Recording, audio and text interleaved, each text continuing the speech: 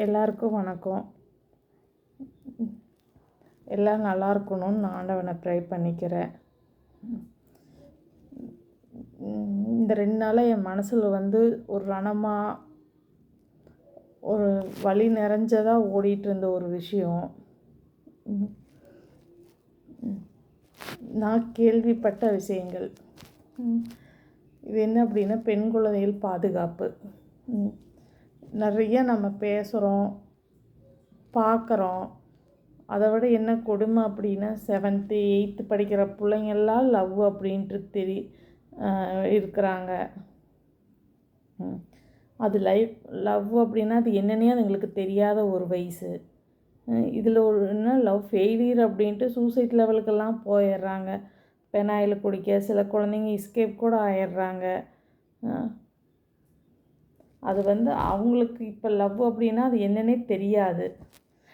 இப்போ அவங்களுக்கு ஒரு ஹார்மோன் சேஞ்ச் ஆகும் இந்த வயசில், அதனால ஏற்படுறது ஒன்று. பெற்றவங்களான நம்ம தான் குழந்தைங்கள பாதுகாக்கணும்.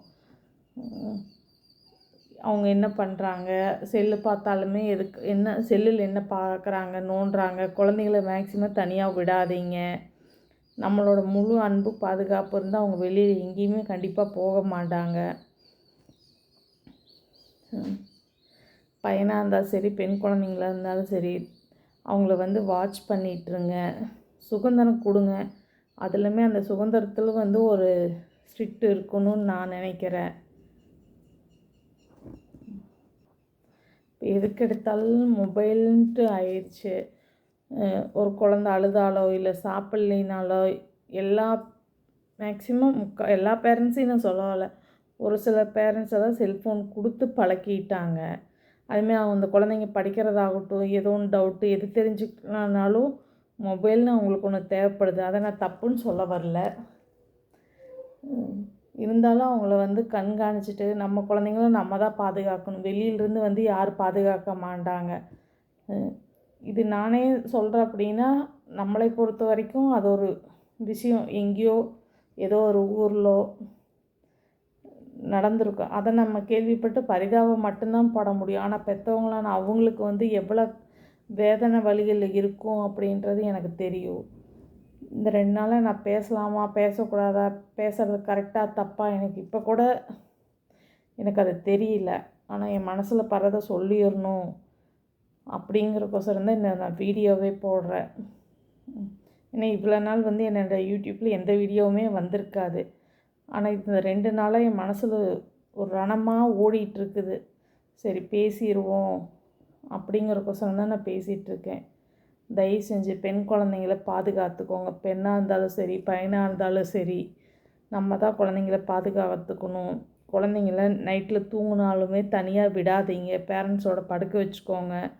அவங்களுக்குன்னு ஒரு ஸ்டேஜ் வரும்போது ஒரு 12th முடித்ததுக்கப்புறம் அவங்களுக்காக தனியாரை கொடுக்குறனா கொடுங்க. இல்லை நம்ம பேரண்ட்ஸோட தங்க வச்சுக்கிறனால தங்க வச்சுக்கலாம். தயவு செஞ்சு குழந்தைங்கள பார்த்துக்கோங்க. அவங்க என்ன பண்ணுறாங்க ஏது.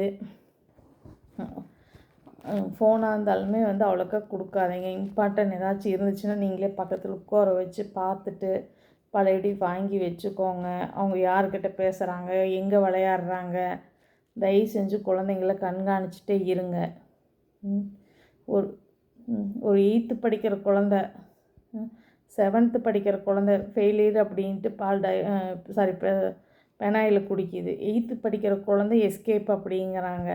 அந்த குழந்தைக்கெல்லாம் பாவம் என்ன தெரியும்? அந்த குழந்தை தப்பு சொல்கிறதுக்கு இல்லை, பேரண்ட்ஸான நம்ம தான் குழந்தைங்கள பாதுகாத்துக்கணும்.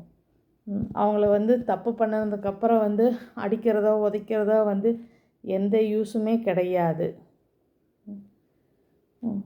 அடித்தா அவங்களுக்கு உடம்பு வலி மட்டும்தான் இருக்கும் ஒழிஞ்சு மனசில் இருக்க வேதனை வலிகள் போகாது. தயவு செஞ்சு குழந்தைங்கிட்ட மனம் விட்டு பேசுங்க. அவங்களுக்கு என்ன பிரச்சனைன்னு கேளுங்க. நான் உலகத்தில் இருக்க எல்லா பெற்றோரையும் கேட்டுக்கிறேன், தயவு செஞ்சு பெண் குழந்தைகளையும் பையன்களையும் பாதுகாங்க. நான் பேசுனது கரெக்டாக தப்பான்னு தெரியல. யாராச்சும் மனசு புண்படுறா அப்படின்னா மன்னிச்சுக்கோங்க.